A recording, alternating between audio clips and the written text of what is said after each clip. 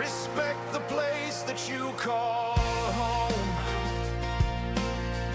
Respect the land in which you roam. Respect the country you were born. Let's take it back. Respect reform. Hold on to freedom, hold on to hope. Don't give them slack, don't give them rope. Don't walk and hang your head in shame. Be proud, stand tall, and we will reign. Yeah, good evening. Neil Stevens here, councillor for Alfton and Carrick Ward. Welcome to Pod 41. Okay, tonight's conversation is about children's safeguarding, right? But because it's quite controversial, before we begin, we're going to set the tone clearly, right? This is going to be a respectful conversation. Some people have given up their seats. Rob is kindly pushing the buttons in the background. Thank you, Rob. I've took his position. Councillor Tony Stevens, my brother, is sat in the back there, and we've offered our seats to these lovely people you're going to meet in a minute. Okay, we're going to welcome different views tonight. The rules are no interruptions with each other. Let everybody do their conversation. All right, no talking over each other, and I will guide you through the discussion so everybody gets a fair chance. All right, to have their say. All right. Mostly, it's most important is about the children's well-being. That's what we're talking about tonight. Right, tonight, what do we focus on? We're focused on safeguarding. The purpose of this discussion, making sure this is a respectful conversation tonight. We'll be focusing on the children. We'll be focusing, talking about families, and the main thing is about safeguarding. Right, the most important thing tonight, this podcast is about the community. We want you to get involved tonight. So drop your questions like last week. The comments came in, right? We will read them out live and we'll bring them into the discussion. All right, and we've got the fountain of knowledge here who are going to answer your questions. Right, but what I will ask you guys, if you're going to send questions in, be respectful. Okay, that's all I ask. Be respectful. Okay. Go on to Facebook. You can get hold of us on Facebook, YouTube. We want to hear from you. This is your platform. We're not going to... We normally discuss about local issues in and around the area. This is a local issue. All right? It's happening in Exeter. And remember, we're reformed Devon County councillors. All right? And it's happening in Devon. Right. So what are we going to be covering tonight? We're going to be looking at children's safeguarding, community concerns, the different perspectives, and then we're going to go into an open discussion, which I'm looking forward to. Right, this is new to me. Okay, quickly introduce. I've done 2 big meetings at the council, and every time we've had it, a member of the public twice now has stood up. I didn't know who she was. She stood up. She has 3 minutes to introduce herself, to put the issue across, and every time she is shut down, or she has said, you've got 2 minutes to go, 1 minute to go, 30 seconds to go. So she is totally interrupted. All right. So tonight we're going to be joined by Jenny. Jenny. Hi, nice to be here. Thank you. All right. Kathy. Hello, thanks for inviting us. Right. And they're from the Protect and Teach, which is a local group. And what their job is, raising safeguarding concerns. Jenny, thank you for joining us. Right. Before we carry on, we also have Steve Horner, councillor. Do you want to introduce yourself? Yes, so I'm a district councillor for reform. And you had 3 points you want to bring up. Do you want to bring them now? Yes. My connection with Jenny and Kathy goes back to when I was a parliamentary candidate in Southwest Devon. And they wrote to me and asking very clear, very direct questions. And I couldn't put enough yes down to some of the answers that related to these concerns, safeguarding concerns. And that's kind of set me off on a bit of a journey as well, and which I'd like to talk a little bit more about. Okay, thank you. Right, we'll move over now to Heather. which is Steve's wife and a Devon County councillor, and she works with me, and I've really enjoyed working with her. Heather. Good evening, and thanks for inviting me, Neil. Yes, I first became interested in this particular safeguarding issue when, as a grandmother, my 9-year-old grandson turned to me one day and asked if he was a trans girl, whether he could actually have a baby. And I was a little bit shocked by that question from a 9-year-old boy. And it concerned me, and it piqued an interest in me. And obviously knowing Steve had been working with Protect and Teach, I thought, well, this needs, more understanding what our children are being taught. And when I was elected a councillor, we have the opportunity of choosing what committees we serve on. And my first choice was to serve on the Children's Scrutiny Committee. Brilliant. And our famous councillor, Nat. Hello, Nat. Good evening, everyone. Thank you again for having me. County Councillor Nat Vanstone for the Brookcliffe area. I'm obviously proud to be sat here with these ladies and gentlemen regards this issue. And I'm looking forward to learning a little bit more from Jenny and Kathy. Okay, before I hand over to Jenny, the guys are a little bit nervous. They haven't done this before, which I thought they had, right? But once 10 minutes, I think you're starting journey. You don't even know the cameras are there, really, do you? Yeah, I don't even, yeah. Right, so I'm going to hand over to Jenny right now, and she's going to explain her concerns and what she is seeing. Right, so Jenny. Thank you. So I guess just to give you a bit of background first, we started just 2 years ago when we met with some other people that were concerned about the issue and decided to do an audit of the school policies of all the schools in Devon, Cornwall, lots of schools in Bristol and Dorset. And we found that about 70% were listing the protected characteristics on the Equality Act incorrectly. So instead of the protected characteristic of sex, they had put sexual identity or gender identity or just gender. And so we kept looking, and we found more policies like the anti-bullying policies that seem to be copied from the Church of England a lot of the time, that would say things like misgendering another pupil is bullying. Misgendering being accurately sexing, obviously, calling a little girl she and things. And yeah, we think that this ideology is particularly harmful to children because they are obviously developing, and that's the whole process of being a teenager, is developing into your identity, isn't it? And figuring out who you are. And so to plant this seed into such a young mind is creating the school to clinic pipeline that we've seen formed in the last sort of decade or so. Right, so I'm just going to give you, so how long have you, right, first of all, you've got concerns, and I know, Kath, and you've got concerns. I know you're a little bit nervous now, all right? Right, just relax. Right, so when I met you, I tried to understand what was going on, and as I've already told you, it was shut down. So now we're bringing this to light. So how long have you been involved in this? Just about 2 years. Kathy, I think you've been looking at the women's rights issue for a bit longer, haven't you? Yes, well, not very long, really. It's all reached a head round about COVID time.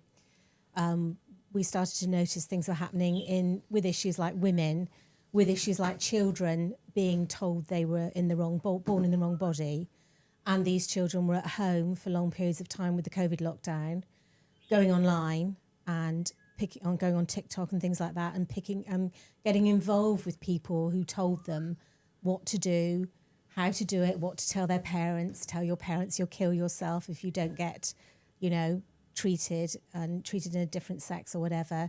And then they started to go back to school, and it really started to kick up then, I think, because parents were noticing it and parents were posting about it, which is where we became interested.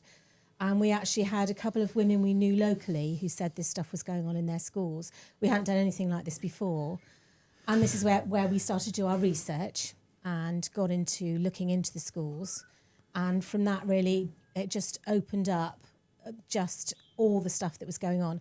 My children aren't at school anymore. Jenny's are, but Jenny's were younger then. So again, she wasn't really coming up across it.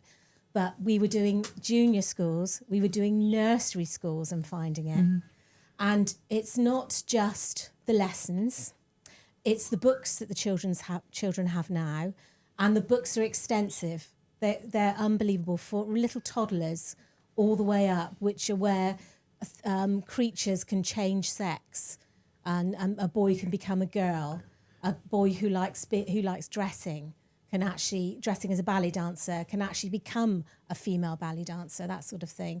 So giving this message all the time. Right, so so the first thing, if I was in a court of law, Yeah. all right, because I have been to court of law, actually, I defended myself on one, but that's another story.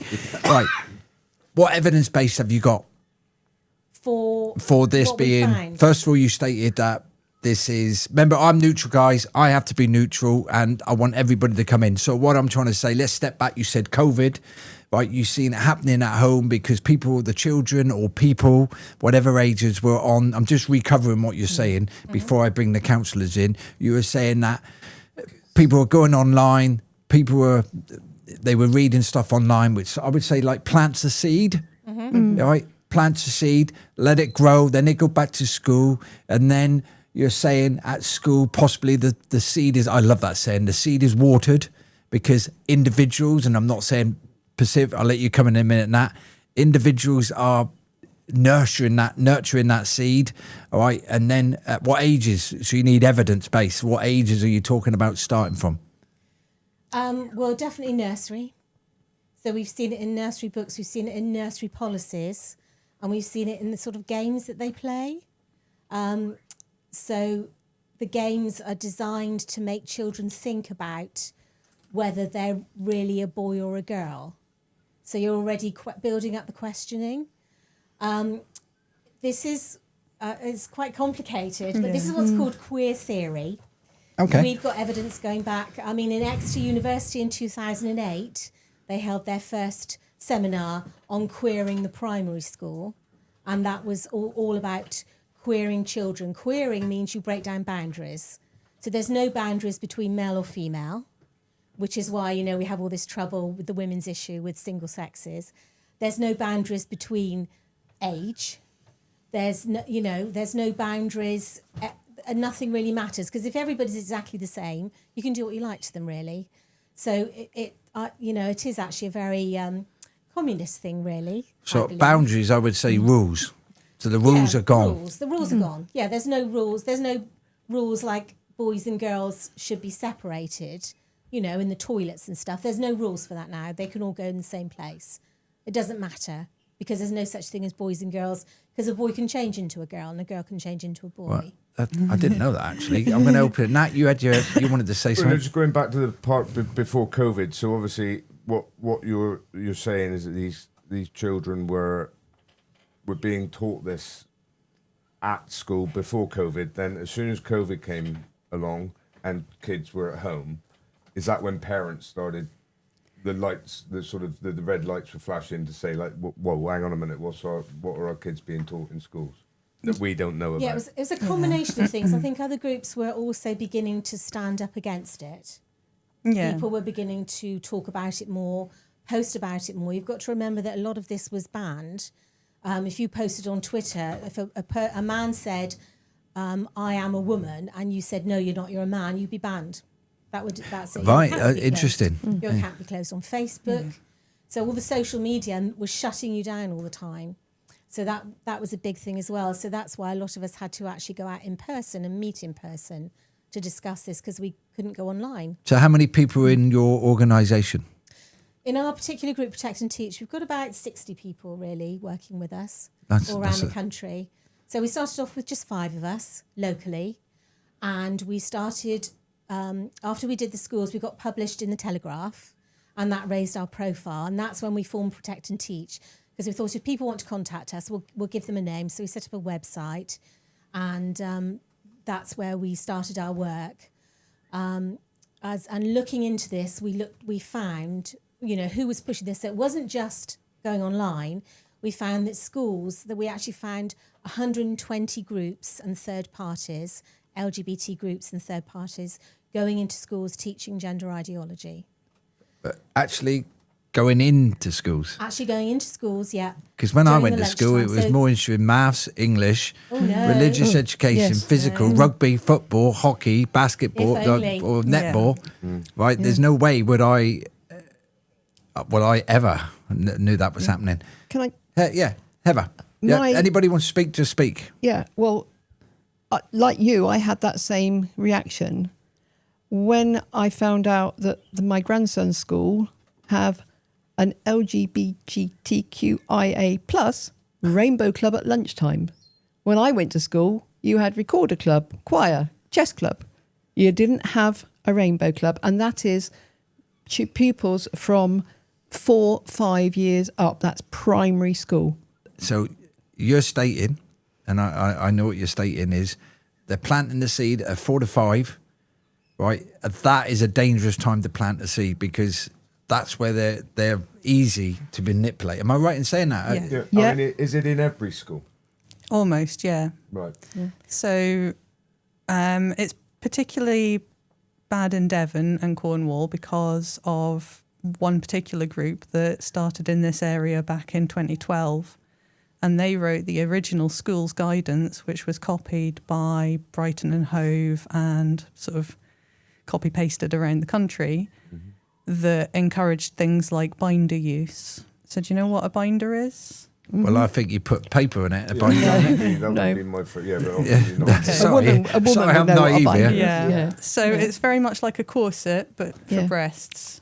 Yeah. So for teenage girls that are feeling like they would prefer to be boys, this school's policy encouraged the use of binders, which are very, very tight, restrictive. Like a girdle. Yeah, Yeah. to flatten the chest, basically. But it's incredibly damaging. The kids that have used them have all sorts of problems, including not being able to breathe properly, fainting, certainly can't take part in PE if you're wearing something like that. They've had, broken fractures on the ribs, and they've not grown properly because of constantly wearing these things. And this is part of what's known as social transition, where You're going to have to explain all this to Yeah. me because as soon as you say they're teaching it at school, I disagree with it, but I've got to be neutral. But that is now, what's happening. social transit. I Yeah. It's understand in what their you're school policies. We actually see it written in their school policies. So that Binders must be may written by worn. That's the written by Health and Education Department. Possibly the school has gone to a group like Stonewall. Okay. You've heard of Stonewall. Stonewall I've heard of that actually name twice now. Gave major guidelines to schools on how to do it, and that these groups, it's 120 groups, have then picked up those guidelines and made them their own. So in Devon, we have this particular group that Jenny mentioned, the Intercom Trust, and in 2012, 2 policemen who, as far as we're aware, have no teaching or training looking after children, wrote a guide on how to look after children in schools if they say they're trans.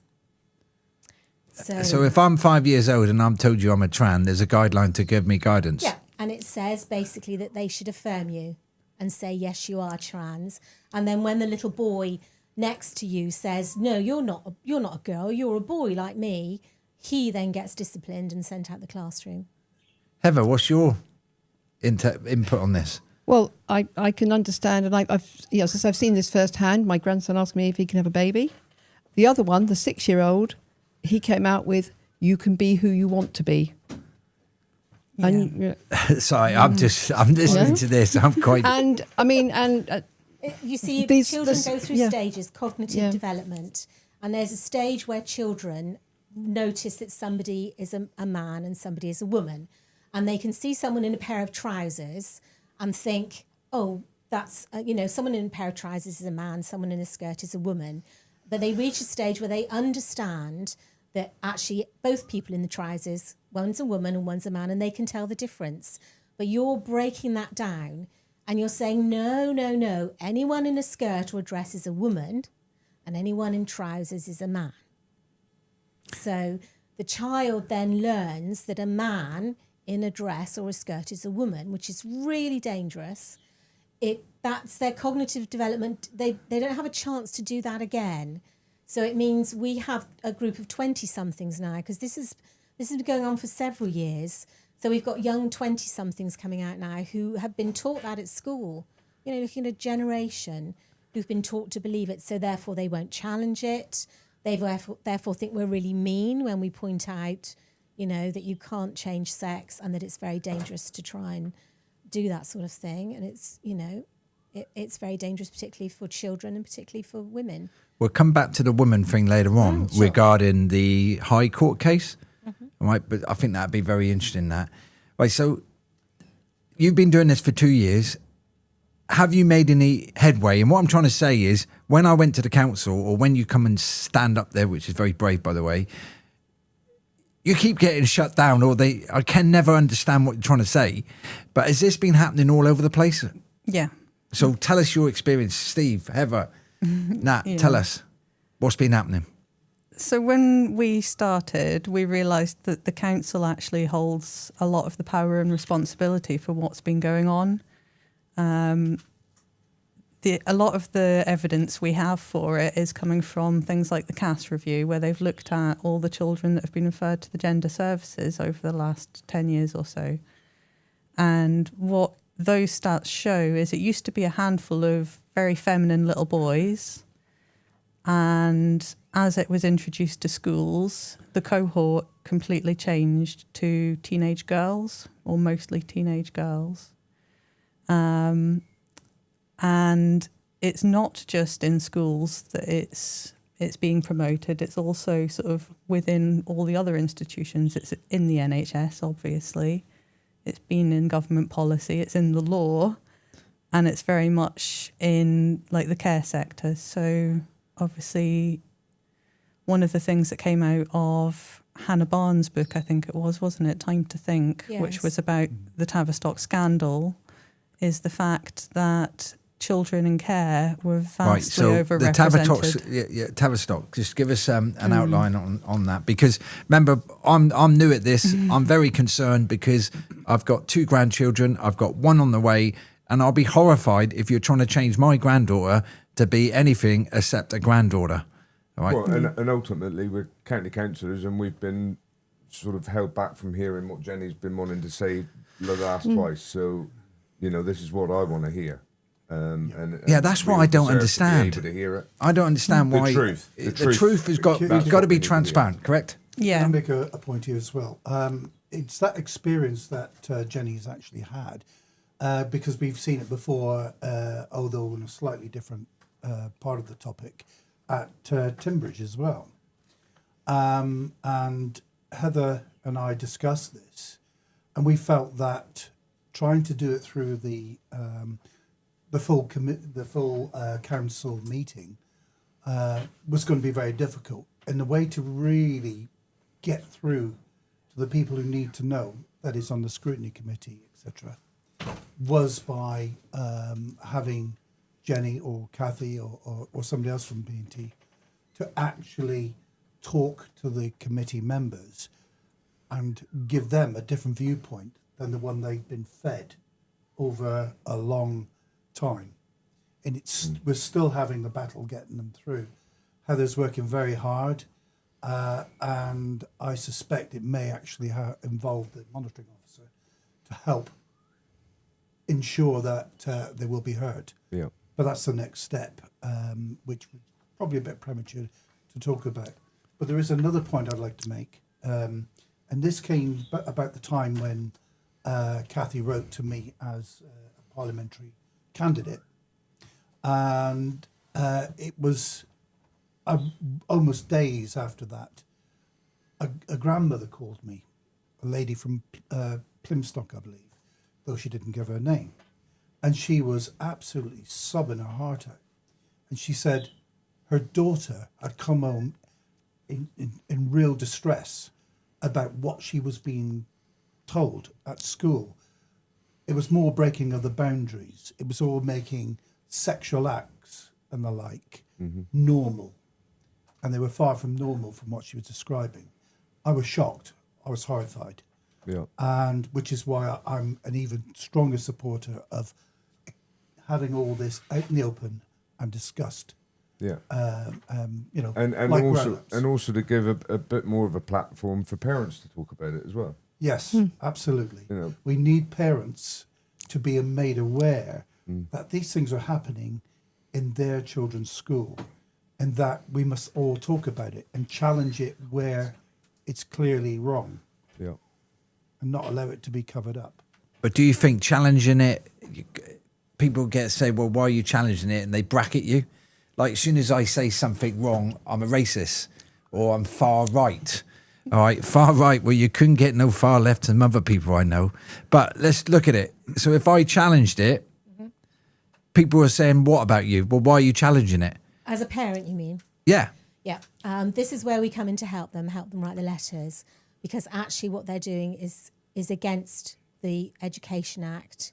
It's against guidelines from the government. It's against the keeping children safe in education. So we actually have a backing for saying what you're doing isn't right, for these reasons. So we can actually help them contact the school. We can give them advice. We can give them a letter that they can give the school. We can do it in our name if they're worried about their name coming out, because they're often, it's very vulnerable, because your child is at school all day with those with those teachers, and you don't want to do anything that causes any friction between your child and that teacher. So often most parents, if their child tells them something, they really don't want to make a fuss, because unless their child is the one that is being affirmed, and we do have cases of that where the school has actually affirmed the child in the opposite gender, as we call it. So a girl was allowed to be a boy at school with a boy's name, using a special toilet, being treated as a boy in school, and the mother had no idea until she went one evening to a parents' evening class, and they said the child's name was a boy, and she said, oh no, that's the wrong child. Oh no, it's your child. That's the name they use at school. And so what she thought was a boy, who was a girl who was just, dressing a bit grungy, as teenagers do, was actually pretending to be a boy. Now, that's a psychological damage. And the sad thing is that we've got, this day and age, you can say things like, if you're a bloke, you can wear a pink shirt type of thing. You can dress as you want. You can wear your hair long. Some blokes paint their nails and wear makeup. But now we're going back to stereotypes again, the whole of the gender issue is a stereotype of what a man is and what a woman is. And that's what you put on the child. So a boy that plays with dolls, they'll say, we think it's a girl. And we have parents who say, my little girl, she was 6 years old, and the teacher said, oh, you're playing with all the boys in the Lego. Do you think you're a boy? Do you think you're really a boy? And they actually said that to that really young child. The mother had to move the child from that school. But that, when you think of look back on your life, stuff that people tell you when you're very young stays in your head, doesn't it? Young child. Mother had to move. Yeah. Yeah, sorry about that. I was no, my phone come on because people were right. So we haven't had many messages in yet. Now, Okay. I reckon because people don't want to talk about things. So get the message in to ask these questions. We need the questions in to put it to you. Now, a couple of things you said. How many schools are signed up to who roughly are doing this? Well, About 100 and 120 different organisations we've found that are either like Stonewall and the Intercom Trust. They're providing like advice to the teachers. And but you training also to the said teachers it and stuff. is against the law, or there's a law that they should be abiding by. Am I correct? Yeah, Yeah, there they is. have to be neutral. But are So- they neutral? No. No, they're not. Right, this is a big allegation. Yeah, yeah. All right, so you're saying these aren't neutral, but the law says this, but they're doing that. Well, that's So shameful. The 1996 Education Act, Yeah, political which impartiality. covers any form of political bias and indoctrination. Yes, and in fact, things have changed because we went up to Parliament and went into a round table to meet MPs and parliamentarians to discuss the third parties going into schools. And we had one of the MPs there who said to us that it wasn't a political thing until the Conservatives and Reform said that they were not going to agree that people could change sex. So Labour and the Greens, they say, obviously, that a trans woman is a woman, and Conservatives and Reform are not saying that now. So that now makes it political. There's now a political divide. and he described it with the nuclear bomb. We had the nuclear war over here, and it was back in the 70s when you had the women campaigning to ban the bomb and everything. And the teachers started teaching in school about how dangerous nuclear energy was and how dangerous nuclear bombs were and everything. And so that's when the government brought in this law to say that you can't teach anything that's political, because, again, there was a divide on that. Political parties had different views, and teachers were immediately going for the leftist view, which, again, is what they're doing now with this. I mean, I think a lot of them think they're being kind, they're being nice. It must be very difficult if the parents are bringing a child to your school and saying, this is Sarah, and you look at Sarah and think, God, Sarah's not a girl, but they are assigned to go to your school. And so you're lying to all the children. There was a publicised case, wasn't there, Jenny, of two little girls who their third little girl was actually a boy and they didn't know. He basically showed them his willy one day, and the girls were so traumatised. One of them couldn't sleep properly. One of them spent all her time at home under the table. One of them had trouble going to the toilet because they thought they had a little girl as a friend. Right. And suddenly they found out it was a boy. It was really damaging. They were only young. Like at junior school, primary school, it's almost like they prime them to accept that this is normal. And then when they go up to senior school, this is definitely where we get the groups. The groups in junior schools are quite small in number, but we would say practically all the senior schools have them. They're lunchtime groups, so therefore no parents have to give permission for their child to go, because it's covered. Any groups held during the lunchtime are covered under the school policies. So they don't have to tell parents. Parents don't have to give permission. They don't have to know their child's going. No register is kept of the children that are attending, and no record is kept of what they discuss. So someone will come in from a third-party group like Intercom, like Pop and Ollie, like Space Youth, that's Dorset Space Youth. They're all over the country. So they'll go in, say, on a Wednesday afternoon, and they'll hold this little lunchtime meeting in a classroom, and you've got a child who doesn't fit in. There's a high number of autistic children involved in this because they see everything as black and white. They're not fitting in, they may be being bullied, so they go along to this lunchtime meeting where we have no idea what they discuss.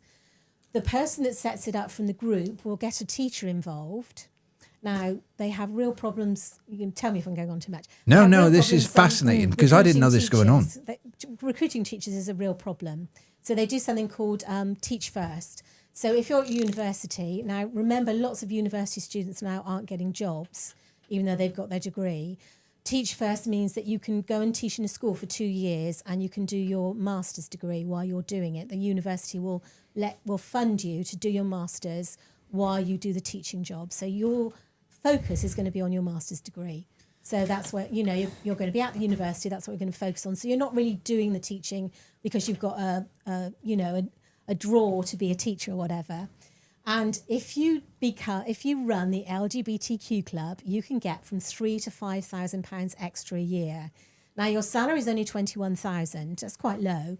So you in order to do that, so obviously you're going to run the LGBTQ club, and you've got to remember you're at university where the gender unicorn is actually on a poster in the biology department of Oxford University. You got the slide, Neil? Sorry, you couldn't pay me enough to run that. I shouldn't say that. Okay, we're going to move on to the next slide. We're going to do the gender unicorn. All right, we're going to hand that over to Jenny and Kath. Okay, so if you put slide 7 up. Can you talk us through it and what this is? So the gender unicorn is a fairly typical example of the type of thing that you might see in a school on a poster or in an RSE lesson.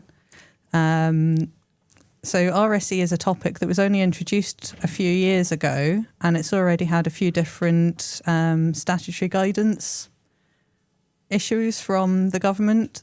The most recent one does say that gender identity should not be taught as fact, but what the gender unicorn does is teach it as fact. It says that everybody has a gender identity, which is how you feel in your head, and is separate and more important than the sex you were born.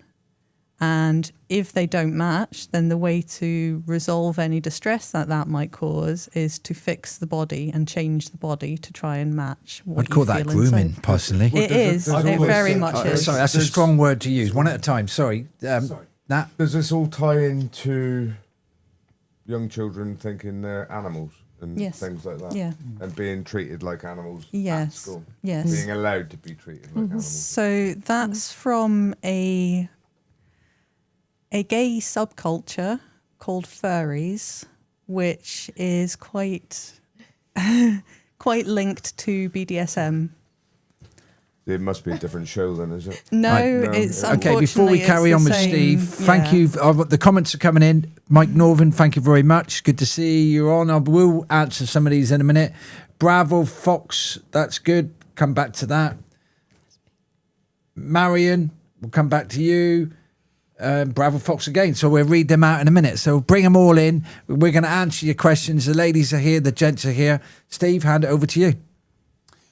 Yeah, the issue I think is Kathy put a finger on it, is that parents, one, many do not even begin to understand what it's about, and secondly, if they suspect, they're actually afraid to actually speak out and to ask questions. And I think this is the one thing that we have to do, is to bring it out into the light of day. Yeah. We need more open and honest discussions on this, as we do with many of the other things. So that's what I would ask parents, is to first find out about it. Ask questions, but ask questions in a safe way with the likes of Protect and Teach. And there are a few other organisations that have a wealth of knowledge. So find out from them, and then they will guide you as to how to approach a school. And I believe Protect and Teach will actually approach schools to ask awkward questions without putting the child in, shall we say, a difficult situation. I'm just On going to... behalf of the parents. Yeah. Yeah.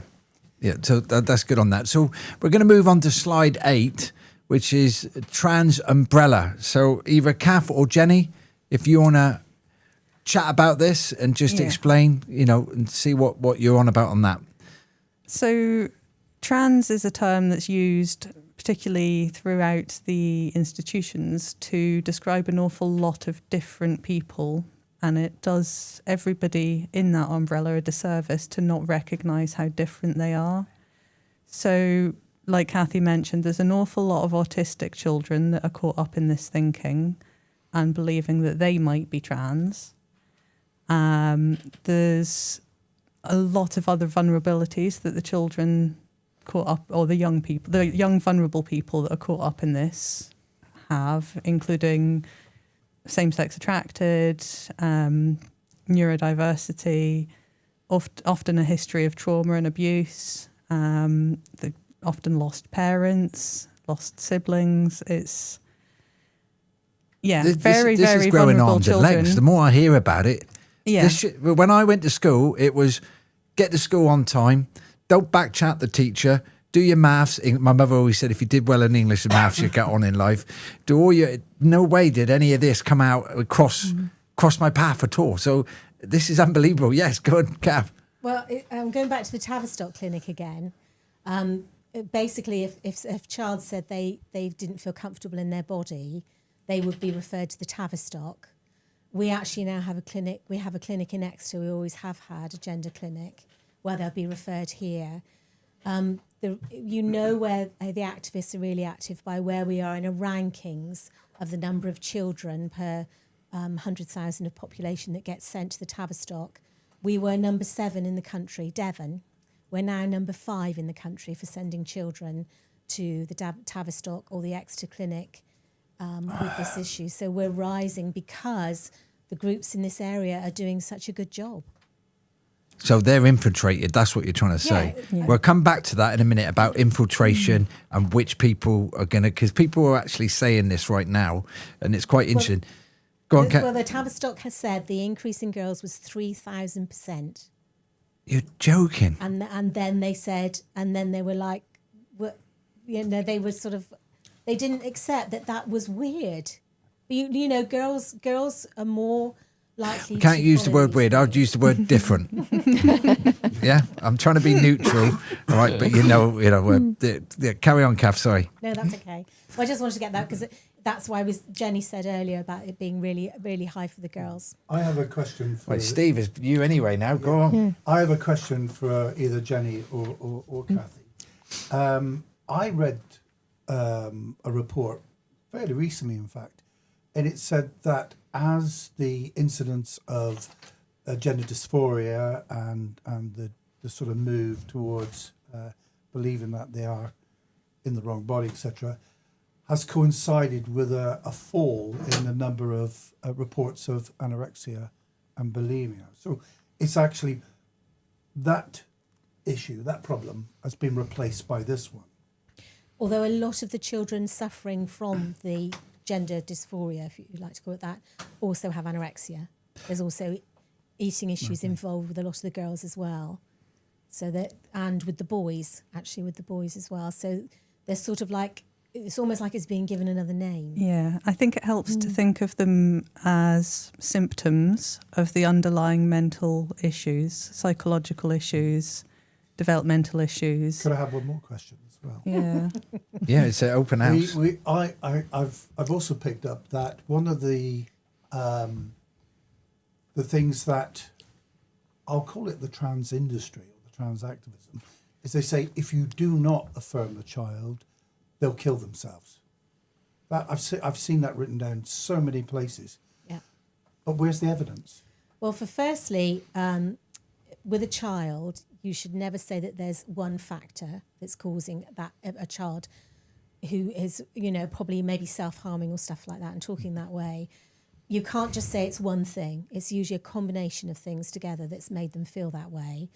The latest Finnish study has just come out, and Jenny will probably pick me up on the exact details, but it was a study over, was it 20 years?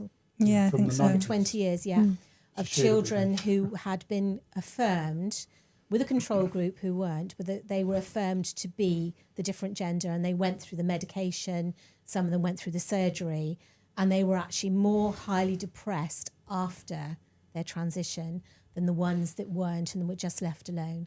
Because children grow out of it. It's a natural thing. Children question stuff. Yeah.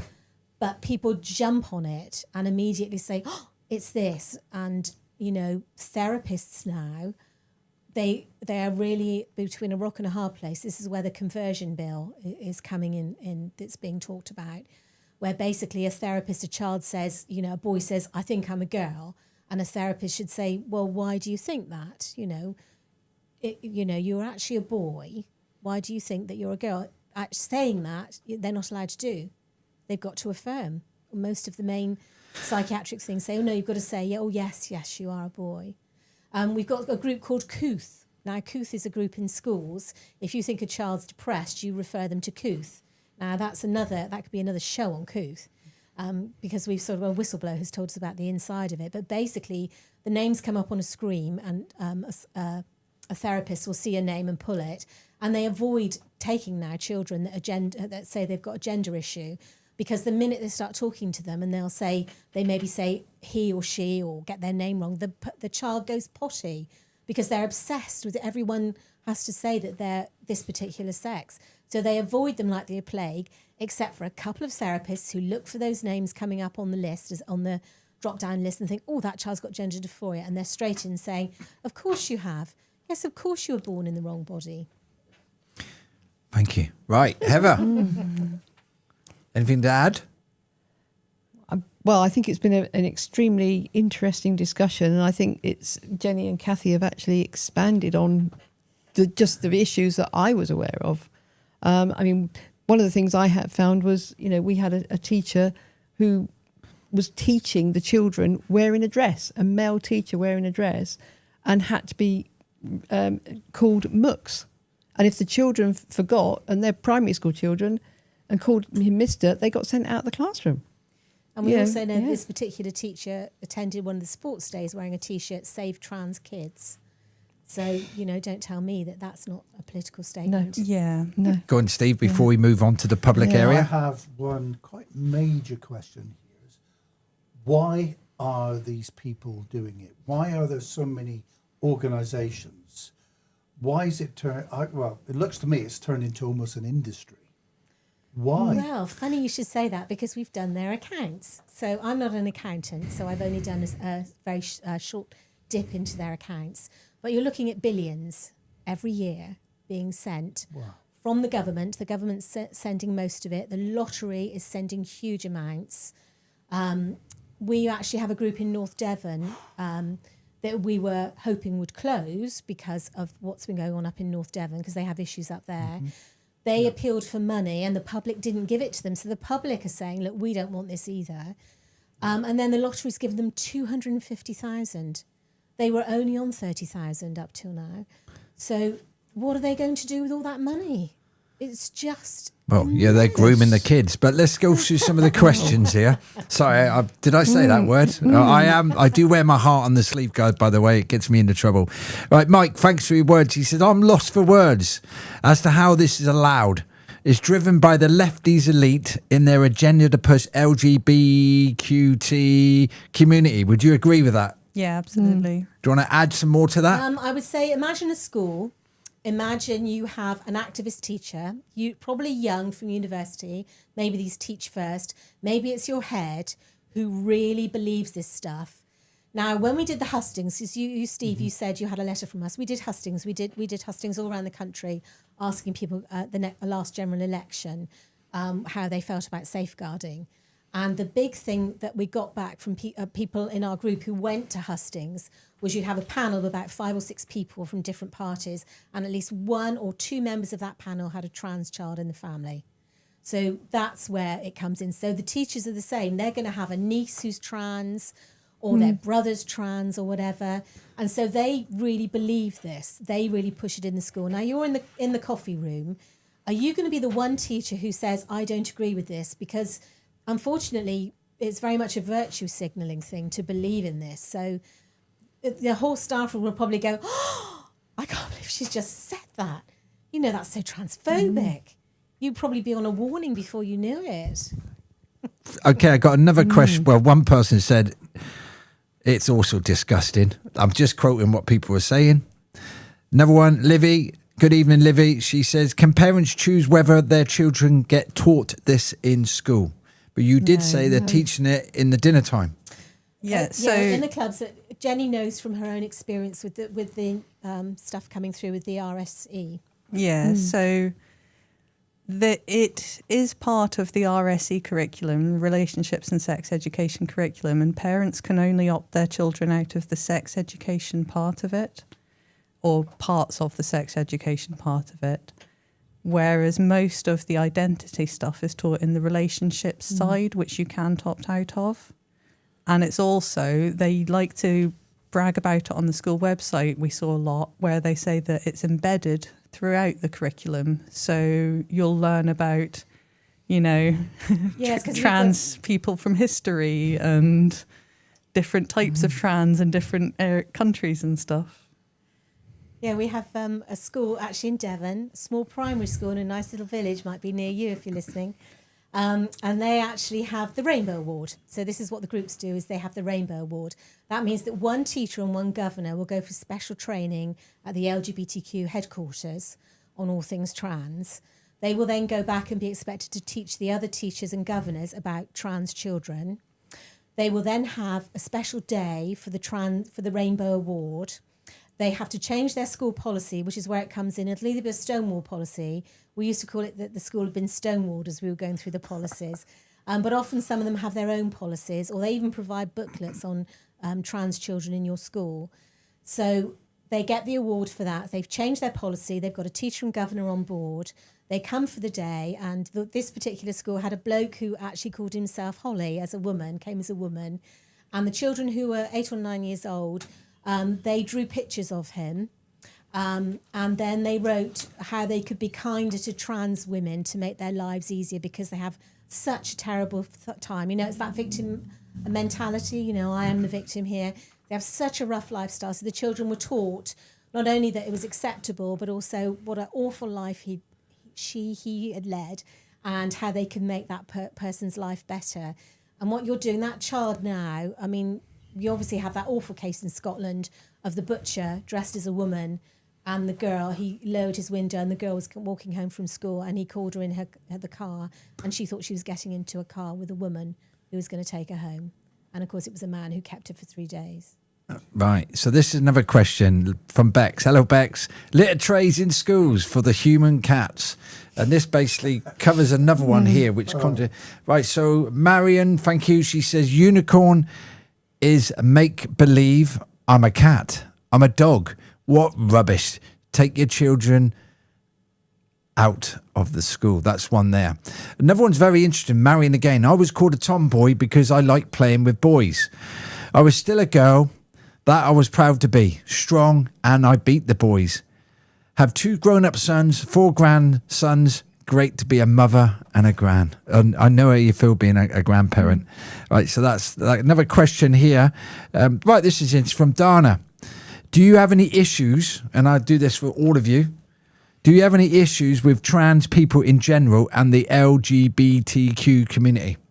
Well, we actually have LGBT people in our group who work with us, because they believe that the whole of the lesbians and gays have been taken over. It's almost like a parasite that's attached itself to them. So they feel very strongly that this is being used to target children. It's being used to trans away the gay. So what you're saying to a boy who's gay, who's very, fey, very dramatic, loves dressing up, oh, actually, we think you're a girl. It fits in with families who are homophobic themselves. Also, the person themselves may also feel homophobic. They really can't believe that they're gay, so they're fighting it by pretending to be a woman. The same with the girls. The girls just don't want to be girls. Why don't they want to be girls? Well, you've seen what the social media's like. You've seen the stuff they've seen, the sex education at school, the amount of depth it goes into on sexual acts. If you're a little girl, you'll be thinking, gosh, I don't want to be a girl. I'd rather be a boy. They'll leave me alone. Do we have an issue with trans, as in if I met somebody who was trans? Well, I'd be polite to them. I'd use their name, but I wouldn't affirm that they were the opposite sex. Yeah. And that question's open to all the counsellors and guests. So the part that we hadn't spoken about really was the other side of the trans umbrella. So whilst it does include an awful lot of vulnerable people that have been sort of essentially brainwashed and caught up in this harmful ideology, it also includes predators.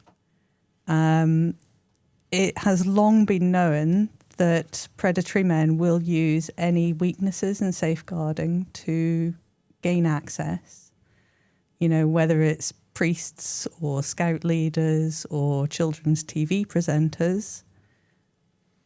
If this appears to be a group that's not getting the appropriate scrutiny, then predators will use that for cover. And that is what we are seeing happen with the LGBTQ.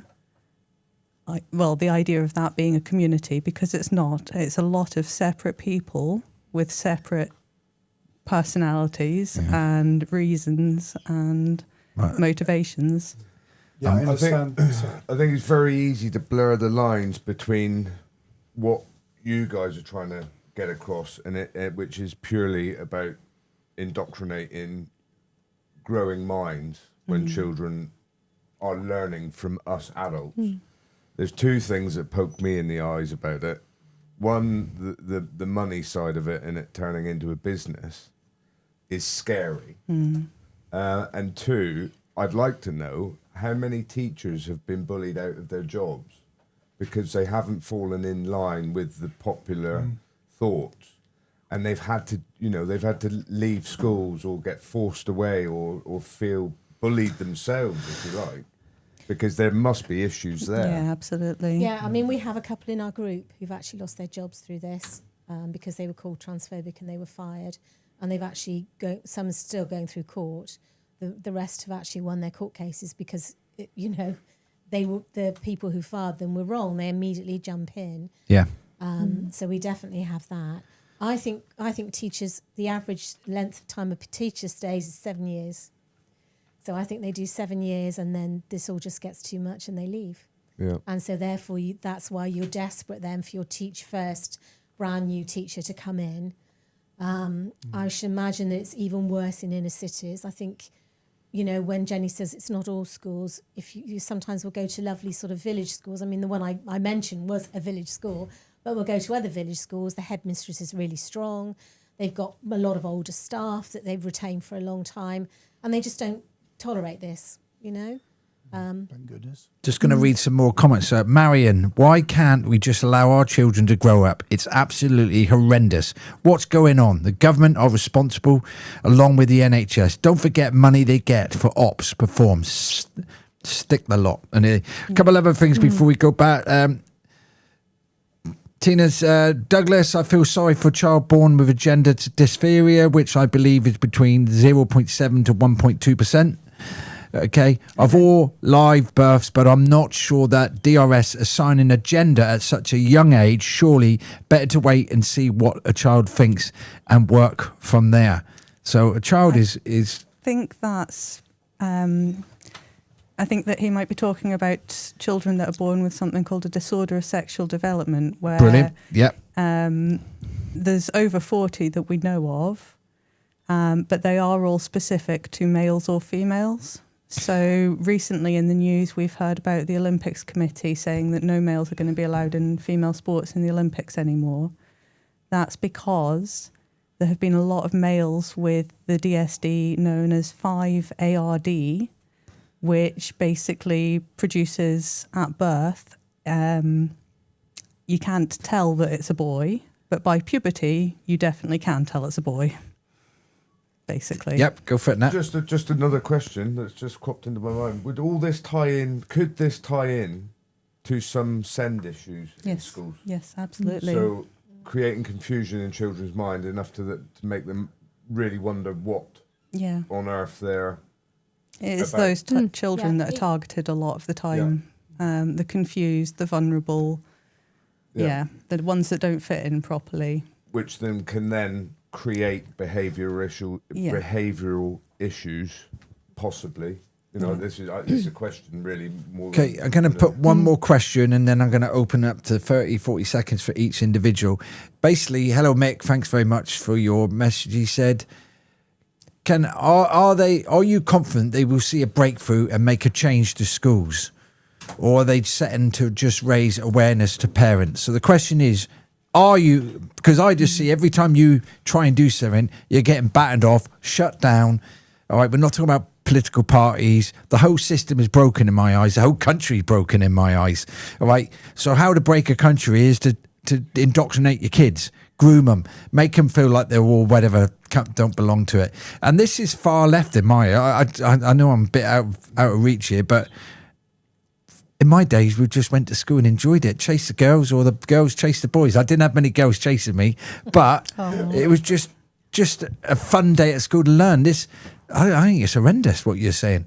Yeah. So going back to it, I'm going to go from left to right. Give us your bit before we round it up. And we'll just talk about the law and the High Court at the end, Jenny, about women's spaces. Yeah. Okay. One thing that Kathy raised there, the actual relationship between what is LGB and what is the TQIA+. I am aware that Mermaids actually tried to have the LGB alliance, which are all same-sex attracted people, stripped of their charitable status so as to actually reduce their ability to push back on some of these I call it crazy ideas. So I think it's important to know they are not the same community. They are very much two very separate communities with one leeching off the other.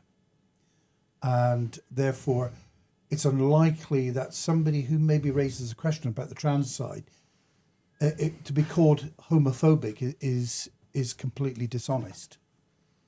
And I think that needs to be understood. Before we carry on, a couple more questions. If we drag on a few more minutes, is that all right? Yeah, that's Because this, fine. to me, is an interesting and a sad subject, really. I never thought I'd be discussing this subject. But from a lady, she says, how do you feel about children who are really struggling with their identity? There must be some evidence that some children are happier mentally and physically being who they want to be. Do you agree that this is the right route for some? No. No. For starters, these children will leave school and go into the real world. Okay. So you have to realise that when you're lying to these children, Rob, can you change the camera? You're a boy, you can be a girl, and when you leave school, you'll be a woman, and the world will accept you. That won't happen. So yes, you're being really cruel to these children by pretending. So if they particularly feel that way, they need help. They need actually mental health support. And they actually need to learn to live with those feelings. I mean, obviously there'll be people out there who say, I felt this all the time. But the reality is that from a clinic that used to treat these mainly men in particular, they all used to say it started around about the time my adolescence started. I started to get these feelings. Now they all say, it started when I was 3. Because that's now become what they say, but they've only been saying it for a couple of years. That's the norm. Yeah. So it basically is an adolescent thing, but that's what I feel. Jenny, what do you think about that? No, there is no good evidence to show that giving hormones and surgeries to these children does them any good mentally or physically. We don't think that there's any right way to be a boy or a girl. So we're not saying that a boy can't be feminine and can't play with dolls and stuff. We're just saying that doesn't change the fact that he's a boy. He should be able to be whatever kind of boy he wants to be without having these distressing thoughts of having to change his body to fit in. And I think somebody brought up the Finnish study, which came out last week, which really does conclusively show that actually giving these medical treatments makes children a lot worse mentally. Yeah. Heather? Well, I think, as you've said tonight, you've learned a lot.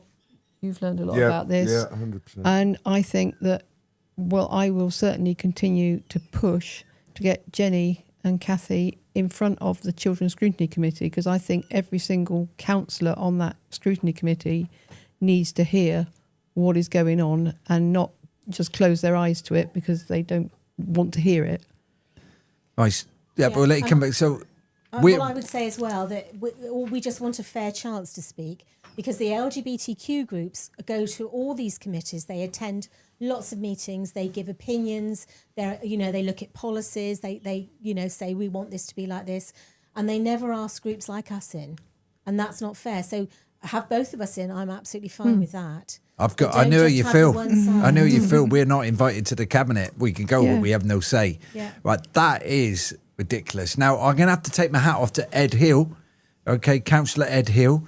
He did bring about the library up, right, which was actually in Exeter where they were teaching, I think they had LGBT, whatever. All right, but where Ed went wrong was he should have discussed about the motion, not the actual event. And if you ever want to go online and see how he tried to do it, but he was shut down, right, I understand what he was trying to do, but thanks to Ed Hill as well, he's bringing it into the light as well. And we're here to support you guys now. All right, so we're not going to wrap it up yet. We're going to carry on because you had a bit more to say, Kath. I've always got more to say. What was I talking about? Right, so we're also about this court order, the High Court about women's spaces. yeah. I know we jumped a bit about safeguarding, but to me it's still safeguarding.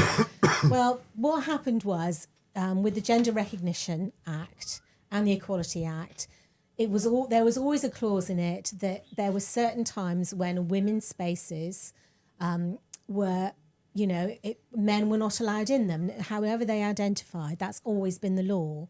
But Stonewall, lied about it basically and gave advice that it actually wasn't the law and that trans women could go into women's spaces. And so the High Court was basically, it wasn't, saying anything, except it was clarifying. It was saying, look, this is what the law has always said. And we wanted the Conservatives at the time were coming near the end of their term, and we were hoping that they would say something before they left. They didn't, and Labour came in, and it's now been a year, and they still have not come out and said, we agree, or we will accept what the High Court says. I mean, we believe that they're waiting to try and change the law. I don't know how they're going to manage it, because women like me and Jenny are not going to accept the law if they say, oh, well, men can come in your spaces if they say they're a woman. Well, I wouldn't want you coming in my space. Exactly. No. To be honest. It works both ways. It does work both ways. And So- we have girls who think they're men and or pretend to be men, who go into men's spaces, which is actually quite dangerous for the man in there. Because, if you're in the toilet and suddenly there's, because the thing is, actually, men are a bit slower. They take maybe a little bit longer. Women get it in seconds. Thanks. It's a survival mechanism for a woman. You have to be able to sense a man is there immediately, and we do. Whereas with a woman, it is a little bit harder, because if they're taking lots of testosterone, they're quite short, and they'll often grow beards, and they often go bald because of the testosterone. And so initially you're not immediately aware of it. And of course, women aren't a threat to us anyway. So there's no need for our spidey senses to be on it. Yeah. But, if they came into the toilet and then accused you of something, sexual assault or whatever, you would, exposure or something like that, you're just as much of a problem. And again, boys, this is the thing with the... And going... Devon County Council, have they been cooperative with you, or do you find that it's like a brick wall, or you're just a dead end? Because there's a new... They really just don't want to discuss this topic. It's almost like this is the worst thing you could possibly try and bring up. We'll do everything we can to keep you quiet. Yeah. And I think they must talk to each other, because we get it in Teambridge, we get it in Devon, and they must say, right, this is how you do it. We had one of our friends spoke at one of the council meetings, and it was the first time she'd spoken. And this is what you're saying about, like with Ed. Surely the council's job, we have 3 minutes, is to just be nice to us. And they immediately interrupted her, and you could tell she was nervous, and she lost her train of thought. And again, like with Ed, why didn't they just say, look, this is the way you should do it? But no, it's just like, oh, you can't do it this way because of this. Immediately it's like that. It's the same with us members of the public when we try and speak. Cut us off. It was chaos, wasn't it? Absolute chaos. And it didn't look good, we haven't even been there a year, but I wouldn't expect any type of meeting to go that wrong, and it was so badly managed. The Timbridge Council issue was one of the contributors to the council being called the most toxic council in the country. There was another issue that brought out that sort of behaviour, but this was one of them. Fortunately, at the time, there were some of the councillors, independents, and who were prepared to speak out and challenge this desire to close it down. And that's one of the things that we have to fight. And we've got to these parents, you're the adults, you are the people that should have a voice regards the future or the well-being or what your child is being taught. Yeah. You're adults, you should be allowed a voice and not be shut down or be fearful of speaking out. And that goes for teachers as well. All of us, we have a responsibility to look after our young children. Okay, we're going to have to wrap it up in a minute because we're 10 minutes over. Steve, Jenny, and then I'll just say my piece at the end. Yeah. Sorry, Kathy, sorry. Read the book Trans by Helen Joyce. It was like a training manual for me to get into this topic. Once I read that, I got the language and I got an understanding of the background in the history. Once I had that, I can hold my own in most conversations.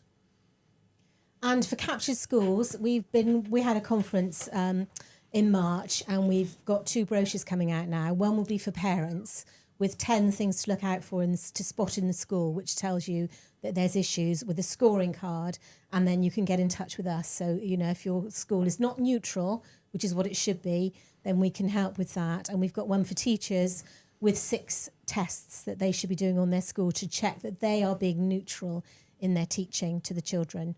So we'll have those available. So we're working on those now. So when is that coming out?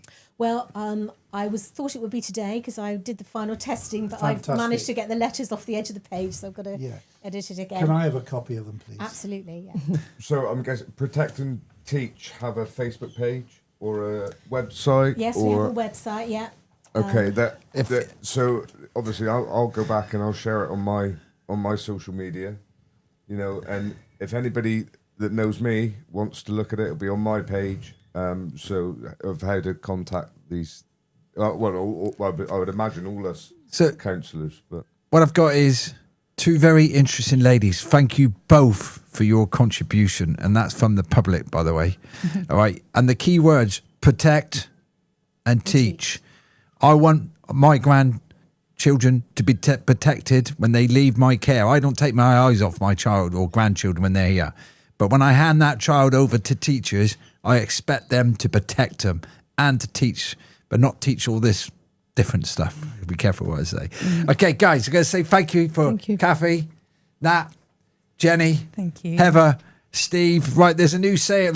My favourite saying. Right, we're going to support this protect and teach. There's a new sheriff in town, right, and you're looking at one of them. All right, we have been here for 1 year now. We've got our feet under the table. We're learning how it works. There's a team being put together to support you two. Okay, not by me. The team are going to come there and support them, so we can stand up. We can put a motion up. You can have your 3 minutes. All right, without being interrupted. Because if you're interrupted, we will stand up and interrupt them for interrupting you, right? Because it's about the children and it's about safeguarding. Every child has a right to go to school. Every child has a right to grow up in a safe environment. And I have to say, this country's fallen to bits, right? It's fallen to bits on loads of other issues. And if you just look at the Greens, why are they surging? Because they've been infiltrated, okay? Infiltrated. And I don't care what anybody says. All I want is this country to be normal, where our children can play. All right, they come back, they can play on their PlayStations. I don't care what they do, but what I don't want is somebody planting a seed trying to change that you're a girl and you're a boy or whatever. They can do that at a certain age when they have the right mindset. Right, before I end, Jenny, Kathy, what have you got to say? Well, thank you for inviting us today. We'll bring you on again. It sounds like nothing much is happening, but things are changing. The groups are clearing up their website. So if ever you see anything, take a screenshot of it because they soon delete it. They're hiding stuff they know they've done wrong. We're going to bigger fish to fry, like the lottery, the government, the Ministry of Defence. Why have you given money for this? You know, you're joking. All these groups, yeah. So we're working on it and we're not alone. It's happening all over the country. There's groups in Scotland, there's groups in Ireland, there's groups in Wales doing what we do and other groups working with us as well. Fantastic. So, I really, really appreciate what you're doing for our children. Jenny? Yeah, thank you so much for having us on. It is frustrating going to the council and getting shut down all the time, but the whole point is to make people like you aware of what's going on. Because so many people just don't know the truth of what's happening in schools. And now that you do, I think you're going to do something about it. So mission successful, Indeed. I think. Yeah. Nat? Well, thank you both very much. And it's another one to learn and know more about. But it's about people having a voice and being able to stand up and feel safe that people represent them and will stand behind them if they've got concerns. So anybody at home that have seen this, you've got contacts, the ball's rolling. Don't be scared anymore. Say what you feel and we'll go from there. Heather?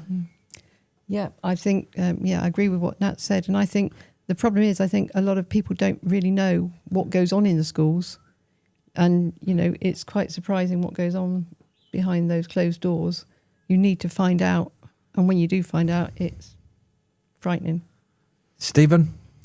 Right, my to-do list for helping to raise this issue and to challenge public bodies who seem to be going out of their way to support this.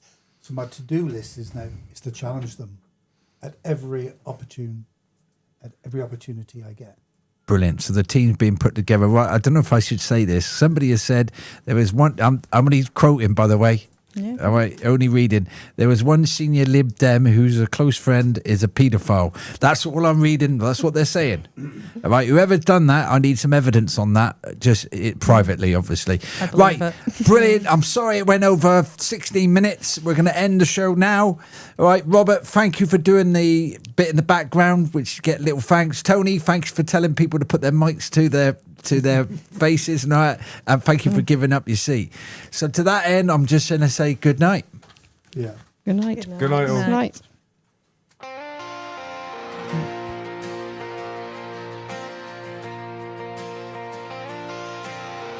Respect the place that you call home.